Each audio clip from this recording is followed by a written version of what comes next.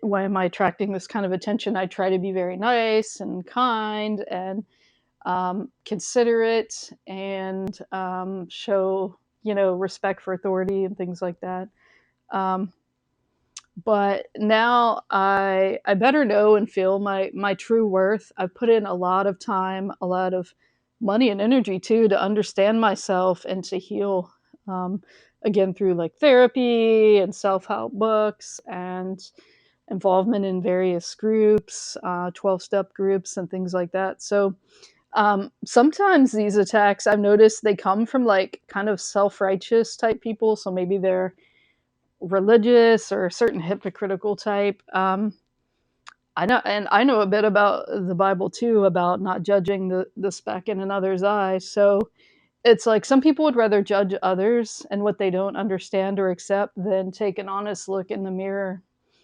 I do believe in karma, so I feel that the scales will be balanced in this lifetime, the afterlife, or even the next life. I feel that actions do have consequences. So don't let them gaslight or confuse you or imply that if you stand up for yourself that or use your voice, your throat chakra, if you have boundaries, don't let them imply that that's the same as stooping to their level. It's not. You're protecting your energy, which you have the right and I would say even maybe the responsibility to do.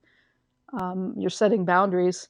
So another thing I've learned too is that the dark isn't going to keep throwing attacks at you or what it sees as a light unless it sees you as a threat. So, in a way, it's kind of a compliment, although it's kind of a double edged sword and not something I personally enjoy.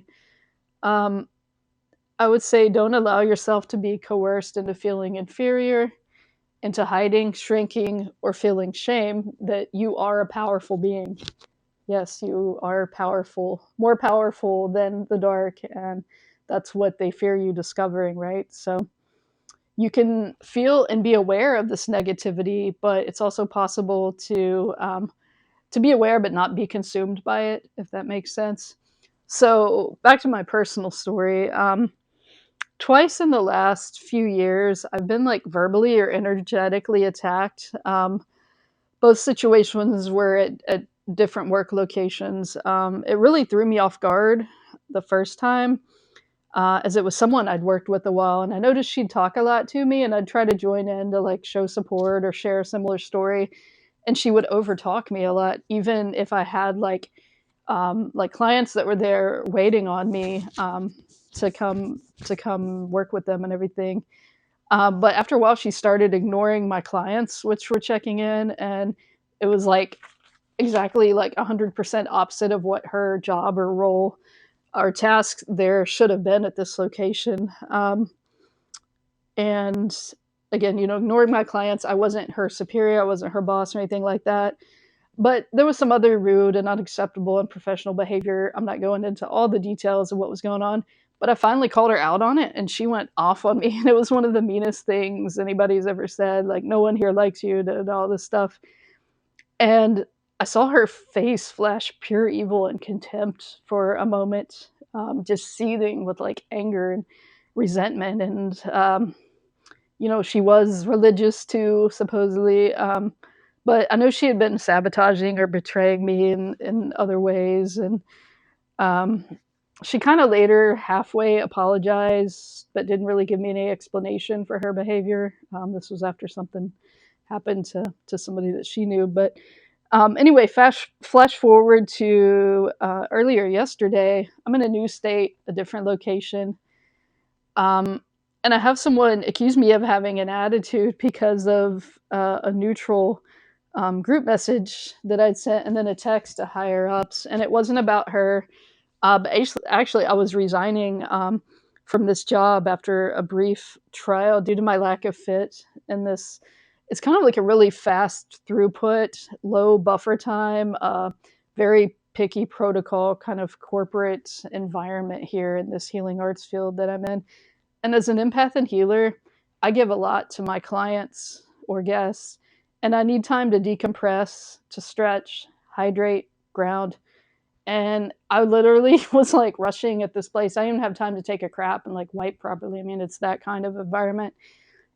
before the next person shows up, and they expect you to be on time and do all this stuff and do all these extra like tasks on the side and everything. But so I think she was mad that I skipped over her or didn't include her at first in this notification. She pulled rank, mentioned her rank over me and everything. I just kind of ignored it. I just like was like whatever.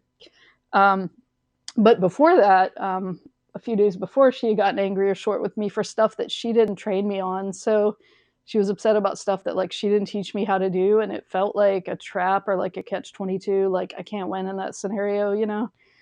And it put me on a spiral. I think I flashed back to childhood and my mom. Like I was really triggered, but there, you know, I had some sweet angels that kind of helped me through that moment. But so I guess right now I'm kind of floating. I'm in between jobs and trying to have faith, not worry about bills in the meantime. And you know, my partner's been very understanding and accepting, but I don't want to put all that on her. So it's weird to me how different work cultures can be in the same industry, the same type of setting, but in different states, like the Midwest versus the Deep South. And there were some demographic differences too. You know, I noted with she and I won't go into all of that, you know, our differences here, but they were things that, you know, I considered or were possibilities in my mind. But also, again, because I have a background in sociology and social work, I do notice things like sexual orientation, race, class, gender identity, age, you know, things of that nature. Um, my partner, who was previously sleeping soundly at this late night hour, and actually is now awake, had a different kind of psychic attack. And she lived in an old house with kind of a bloody Civil War and plantation slavery history. Um, at the time, she was drinking alcohol, is now sober, but so she might have been in a lower vibrational energy state. She was going through some home relationship issues and things of that nature, but she had basically seen a dark energy there before. I think it was like a anomalous blob kind of shape or something, like a cloud maybe. But they had heard stuff in this house before too, and then this one time she told me she literally felt this presence crawling up on the bed with her, and she yells out, "Not tonight." And you know, I'm grateful and thankful I haven't had that kind of psychic attack experience. Sure, but I do believe her. I believe it's real. I know these kinds of things happen to people, and you know, I would honestly say like I'm not opposed to the dark completely, or I'm more curious. I'm not even really frightened by it, but I actually identify as a shadow worker these days more than a light worker.